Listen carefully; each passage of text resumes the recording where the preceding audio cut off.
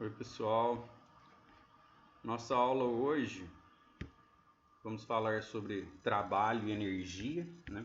Vai fazer as definições aí sobre energia, trabalho, falar sobre trabalho de uma força constante, classificar os tipos de trabalho. Nós vamos fazer um exemplo, né? Falar sobre o trabalho da força-peso e aí eu encerro a aula. Então, para isso, eu vou compartilhar a tela do meu computador aqui.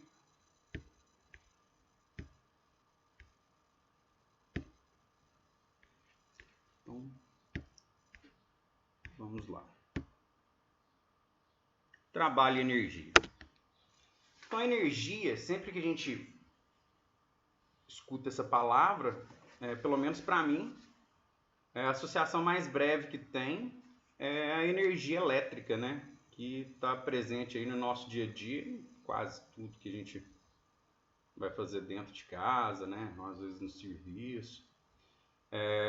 Mas a definição de energia não é tão simples, né? Energia é muito difícil de ser definido, né? Simplesmente se alguém perguntar, o que é energia? Energia é energia. E a gente pode associar ela a outra grandeza na física para ficar mais simples da gente poder explicar o que é a energia, né? Então, qual que é a definição aí, que mesmo simplória vai fazer com que a gente entenda aí o que é energia. A gente pode entender energia como a capacidade de realizar trabalho. Mas energia, a gente tem vários tipos, né? Energia elétrica, solar, mecânica, térmica, potencial, cinética, né?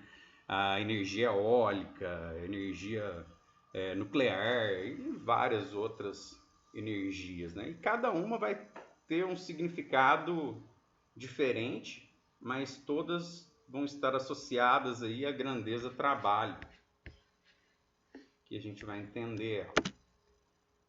Então, a energia é uma grandeza física escalar, então ela não depende de direção e sentido. Então, os cálculos a serem feitos a partir de energia são bem mais simples do que os cálculos onde a gente utiliza grandezas vetoriais, né? Então, simplifica os cálculos aí, a gente utilizar a energia para resolver esses problemas. Então, o trabalho. O trabalho é uma grandeza física escalar que está associada à ideia de transformação ou transferência de energia. Por exemplo, a gente tem aí a montanha-russa, né? Onde ocorre a transformação de energia potencial gravitacional em energia cinética. O carrinho da montanha-russa ele tem que ganhar altitude, né? Ganhando altitude, ele armazena energia potencial gravitacional e tem a capacidade, né, de realização de trabalho, entrando aí em movimento, né, que é a nossa energia cinética. Mas a gente vai aprofundar mais nessas duas energias em breve. Vamos lá. Trabalho de uma força constante. A grandeza física, denominada trabalho, é representada pela letra W, né? Depende do referencial teórico que a gente está utilizando, mas ela pode ser representada também pela letra T cursiva ou então pela letra grega tal. Aqui a gente vai usar o W, né? Mas vamos analisar essa situação aqui. Tem um carrinho aqui com uma massa sobre ele, né? E ele está se deslocando desse ponto C até o ponto D. A partir de uma força exercida sobre ele, né? Uma força de tração aqui. E essa força está inclinada com relação à horizontal aqui, um ângulo θ. Então o trabalho ele vai ser definido como produto escalar entre a força e o deslocamento.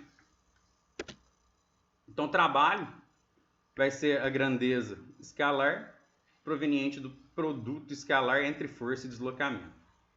Então, resolvendo esse produto escalar, a gente tem que o trabalho vai ser igual ao módulo da força vezes o módulo do deslocamento vezes o cosseno desse ângulo, né?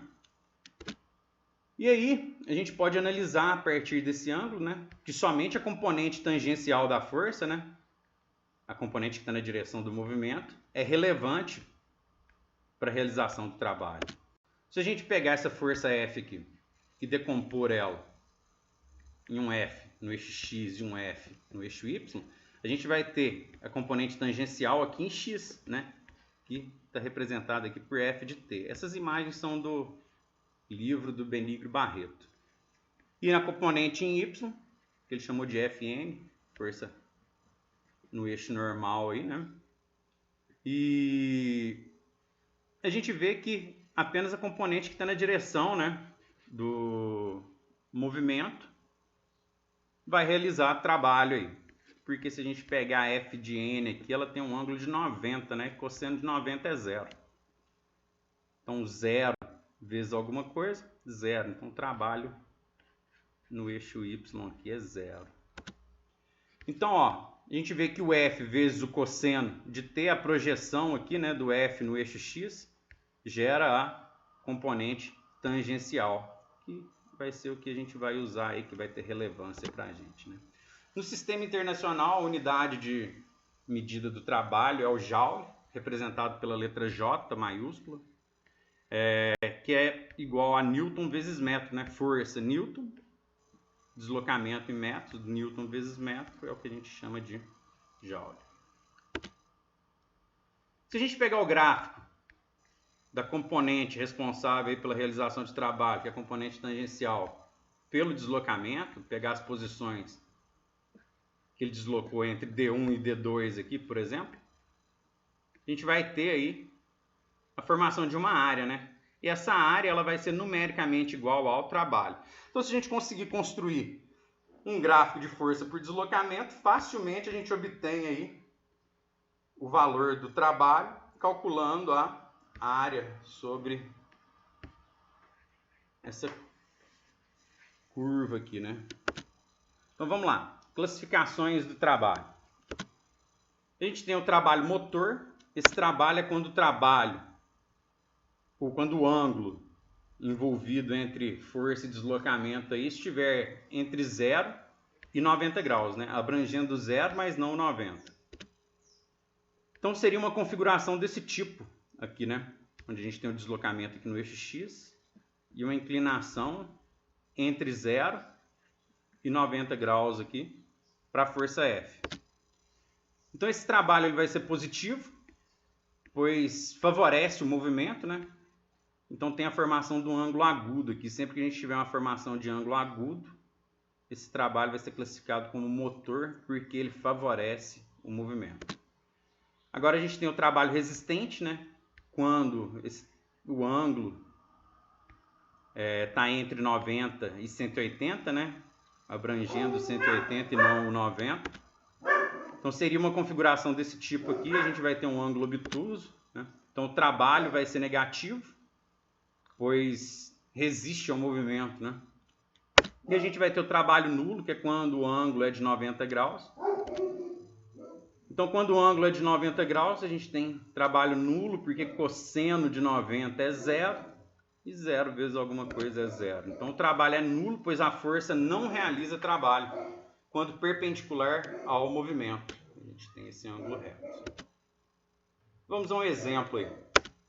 Então, ó, um objeto é arrastado no plano horizontal por uma força constante de 10 newtons. Essa força forma um ângulo de 45 graus com o deslocamento do corpo, que é de 20 centímetros. Determine o trabalho dessa força. Observe aqui que a gente tem a unidade de deslocamento aqui em centímetros. A gente tem que passar ela para metros, né? Então, vamos lá. Trabalho é força vezes o deslocamento, que vai ser igual ao módulo de F vezes o módulo de D vezes o cosseno do ângulo. Então, a gente tem que F é igual a 10 newtons, né? O D, que é o deslocamento, que é 0,2 metros, vezes o cosseno do ângulo, que é 45 graus. Então, olha só, o trabalho vai ficar 10 vezes 0,2, 2. Newton vezes metro, cosseno de 45 é raiz de 2 sobre 2. Então, a gente vai ter que esse trabalho vai ser igual a raiz de 2, né? Porque eu cancelei esse 2 com esse 2, cortei eles aqui, né? Sobrou raiz de 2. Então, raiz de 2 joules, que é aproximadamente 1,4 joules. Então, muito simples aí de resolver, né? De calcular o trabalho. Então, o trabalho da força-peso.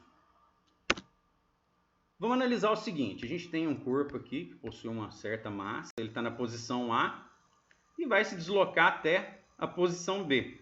Essa posição A está a uma altura, né, que a gente chamou de H aqui, com relação a B. E aí o seguinte, não importa aqui qual a trajetória meu corpo seguiu, né? Porque deslocamento é um vetor que vai unir esses dois pontos, né? Que vai abranger em linha reta aqui. Então, olha só. Próxima superfície da Terra, a gente tem G igual a 10 metros por segundo ao quadrado, né? Aproximadamente. A força peso é igual a massa vezes a gravidade. Então, o trabalho nosso vai ser peso vezes D, né? Em módulo, vezes o cosseno do ângulo. Mas quem que é esse cosseno desse ângulo, né? O cosseno desse ângulo, se a gente observar aqui, é formado um triângulo aqui, ó. Esse triângulo aqui, que é um triângulo reto. E a gente tem θ aqui. Pelo cosseno desse ângulo aqui, que é cateto adjacente, que vai ser a altura, pela hipotenusa, que é o D, a gente define, né, quem que é esse cosseno de θ, que vai ser igual a H sobre D. Então a gente pode substituir aí, né, peso vezes deslocamento vezes H sobre D, corta D com um D aqui, sobra para a gente peso vezes H, né? Mas esse cosseno a gente viu anteriormente que ele define aí o ângulo, na realidade, né? Define se o trabalho é motor, se o trabalho é resistente, ou se o trabalho é nulo. Então esse cosseno vai definir para a gente aí também se o trabalho é positivo ou negativo. Então a gente substitui aqui peso é igual a massa vezes gravidade, que pode ser mais ou menos mg vezes h, dependendo, né, se esse objeto está descendo ou se esse objeto está subindo, né? Observe que o trabalho é independente da trajetória, né? Então ele depende só da configuração de altura aqui. E aí, se esse trabalho é mais ou menos mg vezes h, como que a gente define melhor quando ele é positivo e quando ele é negativo? Então, ó, quando o deslocamento e a força-peso têm mesmos sentidos e direção, né? Quando o objeto está descendo, a gente vai ter um ângulo de 0 graus. Como o cosseno de 0 graus é 1, e isso é positivo, o trabalho vai ser positivo. Quando o deslocamento e a força-peso têm mesma direção, né? Deixa eu consertar isso aqui.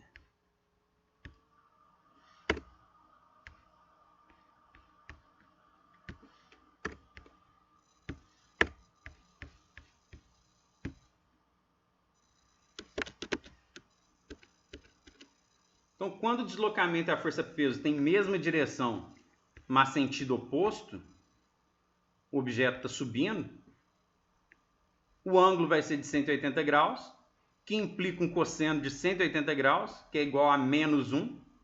Então, esse trabalho é negativo.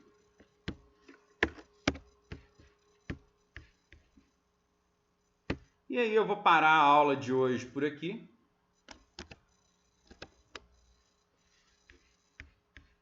Até a próxima aula.